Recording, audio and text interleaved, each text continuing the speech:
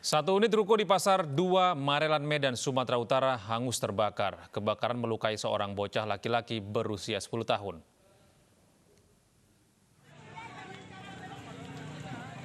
Kepulan asap memenuhi bangunan ruko yang terbakar di Pasar 2 Medan, Marelan, Kota Medan, Sumatera Utara. Warga berusaha memadamkan api sambil menunggu kedatangan unit mobil damkar. Seorang bocah laki-laki yang merupakan anak pemilik ruko alami luka bakar karena sedang bermain di dalam ruko saat kebakaran terjadi. Diduga kebakaran terjadi akibat arus pendek listrik di ruang belakang ruko. Karena saya sambil jalan-jalan kan, soalnya kan saya jualan. Jadi kan nggak fokus ke situ kali, tiba-tiba apinya terus naik. Terus anak saya yang laki-laki tadi itu di tengah-tengah api. Mau saya tolongin apinya udah tinggi. Banyaknya bensin eceran di ruko membuat api membesar dan nyaris menghanguskan seluruh isi bangunan dan merambat ke rumah warga. Api dipadamkan 1 jam kemudian setelah 8 unit tim damkar dikerahkan. Dari Medan, Sumatera Utara, Yuda Bahar, iNews melaporkan. Direktur Utama RSUD Dr. Sutomo membantah menolak bantuan alat pelindung diri dari pemerintah Kota Surabaya. Pihak rumah sakit menyebut saat ini APD masih mencukupi.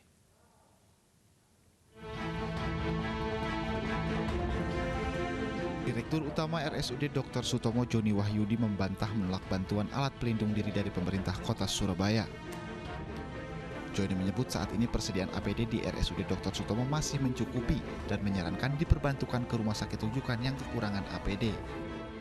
Kami kebijakannya tidak mau menyimpan di gudang terlalu banyak. Karena kalau menyimpan di gudang terlalu banyak berisiko hilang, berisiko kebakaran, ya. Jadi pada saat mau habis biasanya kami beli atau minta ke gugus tugas pusat atau kirim surat ke Kementerian Kesehatan kalau sudah menipis. Dan biasanya cepat responnya. Bu, jangan gitu, Bu. Bu, jangan gitu, Bu. Sebelumnya Risma bersujud dan menangis saat audiensi dengan Ikatan Dokter Indonesia Surabaya di Balai Kota.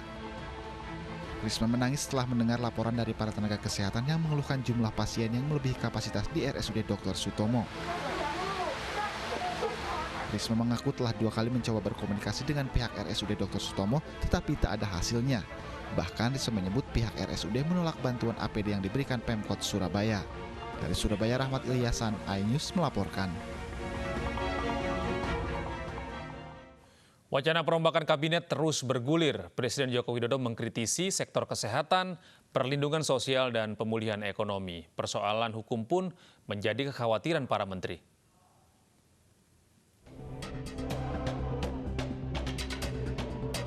Kementerian Sosial menjadi salah satu kementerian yang disindir Presiden Joko Widodo terkait kondisi krisis yang dianggap biasa oleh para menteri. Menteri Sosial Juliari Batubara mengaku jika sudah bekerja sesuai aturan. Pernyataan itu disampaikan usai memaparkan progres bansos reguler dan bansos khusus penanganan dampak COVID-19 di kantor Kementerian Sosial. Nah, tentunya apa yang sudah disampaikan Presiden di rapat kabinet tanggal 18 tersebut menjadi memacu motivasi kami lebih, bahkan pada saat setelah rapat kabinet 18 Juni kemarin itu saya langsung mengumpulkan para eselon 1. Saya sampaikan arahan Presiden dan meminta kepada para eselon 1, walaupun mungkin merasa sudah on the track, tapi Presiden meminta agar lebih cepat lagi. Sementara itu, Menteri Keuangan Sri Mulyani saat rapat dengar pendapat dengan Komisi 11 DPR RI mengatakan pengeluaran anggaran harus sesuai aturan. Aturan birokrasi membuat keterlambatan penyerapan anggaran karena khawatir akan ada masalah hukum di kemudian hari. Penyampaian Bapak Presiden tetap akan perlu untuk ditopang dengan berbagai landasan peraturan. Ini yang selalu ograk-ogreknya itu selalu kayak gitu. Di level makin ke bawah makin khawatir mereka kemudian tidak membuat terobosan. Presiden ingin dalam posisi krisis kita sering harus melakukan langkah-langkah yang beyond. Sebelumnya Presiden mengkritik kinerja menteri yang dinilai biasa saat menghadapi krisis. Sektor kesehatan, perlindungan sosial, dan pemulihan ekonomi menjadi perhatian Presiden. Perasaan ini tolong sama. Kita harus sama perasaannya. Kalau ada yang berbeda satu saja sudah Ekonomi nasional misalnya saya berikan contoh, bidang kesehatan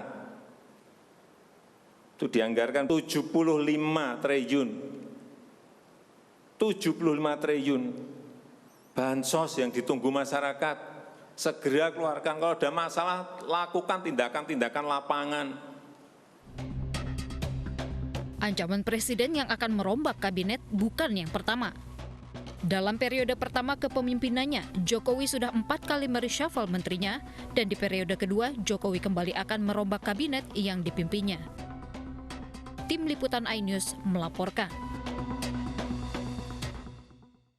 Komisi Pemberantasan Korupsi KPK menahan 3 tersangka ex-anggota DPRD Jambi dalam perkara suap pengesahan RAPBD Provinsi Jambi tahun 2017-2018. Untuk kepentingan menjalani penyidikan, ketiganya ditahan KPK di Rutan Guntur, Jakarta. Ketiganya yakni Cekman, Parlagutan Nasution, dan Tajudin Hasan, merupakan anggota DPRD periode 2014-2019.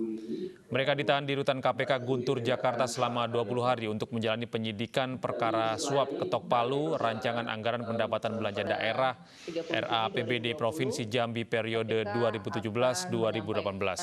Dalam perkara suap ini, KPK menyeret 18 orang pejabat baik dari DPRD maupun Provinsi Jambi, termasuk Gubernur Jambi Zumi Zola. 12 orang diantaranya sudah diputus dalam persidangan dan berkekuatan hukum tetap, sementara 6 lainnya menjalani penyidikan. Kemudian KPK mengungkap bahwa praktek uang ketok palu itu tidak hanya terjadi untuk pengesahan RAPBD tahun 2018, tapi juga terjadi sejak pengesahan pada RAPBD 2017.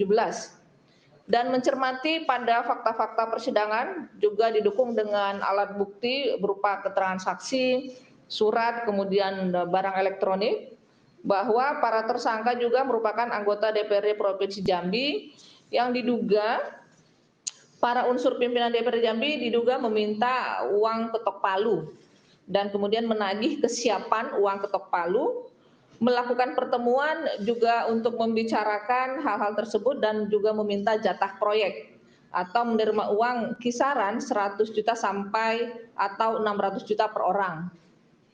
Para unsur pimpinan fraksi dan komisi di DPRD Jambi juga diduga mengumpulkan anggota fraksi untuk menentukan sikap terkait dengan pengesahan RAPBD Jambi, membahas dan juga menagih uang ketok palu, menerima uang untuk jatah fraksi yang sekitar dalam kisaran antara 400 juta rupiah hingga 700 juta rupiah untuk setiap fraksi, dan atau menerima uang untuk perorangan dalam kisaran 100 juta rupiah, 140 juta rupiah atau 200 juta rupiah.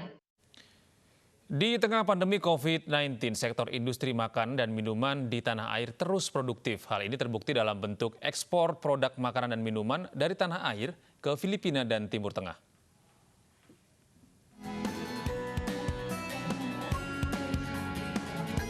Menteri Perdagangan optimistis industri makanan dan minuman di tanah air akan terus berkembang di tengah pandemi COVID-19. Hal ini ditunjukkan oleh keberhasilan Mayora Group yang terus meningkatkan pencapaian ekspornya. Disaksikan oleh Menteri Perdagangan, kali ini Mayora Group kembali melepas kontainer ekspor ke 4.000 untuk periode Juni 2020 dengan total nilai 1,07 triliun rupiah. Ini salah satu program adalah mendukung bagi industri maupun pabrik dan yang memang menyerap tenaga besar serta usaha menengah ke atas yang memang potensi untuk barang ini diekspor. Dan saya berharap semua pelaku usaha harus bisa memanfaatkan informasi ataupun sarana yang kementerian ada, dan ini adalah ujung tombak untuk meningkatkan ekspor non-migas kita. Dalam kesempatan yang sama, Presiden Direktur Mayora Group menyampaikan komitmennya untuk turut membangun perekonomian nasional melalui bisnis dalam negeri dengan merek Indonesia. Saya mengucapkan terima kasih banyak kepada Kementerian Perdagangan yang harus semangatnya luar biasa dalam mengembangkan ekspor produk Indonesia, dan bantuannya, dukungannya kepada perusahaan-perusahaan seperti kami juga luar biasa. Terima kasih Pak. Untuk ekspor tadi kita lihat ada sebagian ke 1,3 kontainer ke Filipina dan juga ke Middle East. Ekspor produk yang dilakukan oleh Mayora ini diharapkan mampu membuat produk-produk dari Indonesia semakin eksis dan dikenal tidak hanya di kancah domestik namun juga internasional. Ekspor produk yang dilakukan oleh Mayora ini diharapkan mampu membuat produk-produk dari Indonesia semakin eksis dan dikenal tidak hanya di kancah domestik namun juga internasional. Dari Banten, Lisa Oktaviani, Bayu Lela Muda, iNews melaporkan.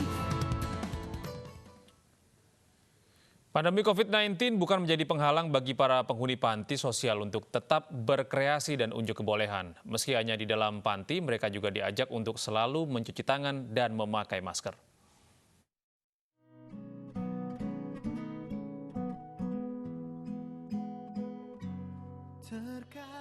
Tarian tradisional ditampilkan penuh kegembiraan oleh anak-anak penghuni panti sosial Bina Grahita Belayan Kasih, Kalideres, Jakarta Barat ini. Bagi mereka, COVID-19 bukanlah penghalang untuk berkreasi meski hanya beraktivitas di dalam panti. Namun mereka juga selalu diajak dan diajarkan untuk mencuci tangan dan memakai masker. Ya, memang kami sangat membatasi. Biasanya anak-anak ada kegiatan outing meskipun cuma di sekitar daerah panti, namun hal itu dibatasi, jadi hanya di dalam kegiatan panti. Kemudian juga petugas setiap keluar masuk semua sudah dijalankan dengan protokol. Mengapresiasi semangat para penyandang disabilitas panti sosial ini, MNC Peduli bersama PT Produser Pangan Asia menyalurkan bantuan berupa makanan siap saji untuk disantap bersama. Makanan siap saji ini dibeli dari hasil penggalangan dana Kami Bisa Kami Peduli kepada para pelaku UMKM di Kasia Food Hall, Kebun Jeruk yang nyaris gulung tikar selama pandemi COVID-19. Selama ini pandemi saya usahanya merosot, terus pemasukan juga jauh lah, nggak kayak yang dulu-dulu sebelum pandemi. Ini sekarang ada MNC Peduli, alhamdulillah ngebantu kita. Inisiatif kami dengan PPA Produser Pangan Asia, di mana kita membantu UMKM dalam bidang F&B untuk jadi kita beri mereka dana, mereka berikan kita makanan siap saji yang kita salurkan ke berbagai macam rumah sakit, berbagai macam panti asuhan, panti jompo, seperti itu. Kami Bisa Kami Peduli menjadi program penggalangan dana untuk memberdayakan pelaku UMKM yang selama ini terimbas pandemi COVID-19. Untuk itu, MNC Peduli mengajak masyarakat Indonesia untuk berdonasi membantu masyarakat yang terdampak. Tim iNews melaporkan. Pemirsa, mari kita dukung para pejuang kemanusiaan dengan peduli melawan penyebaran virus corona. Bantuan bisa disalurkan melalui rekening yang tertera di layar televisi Anda.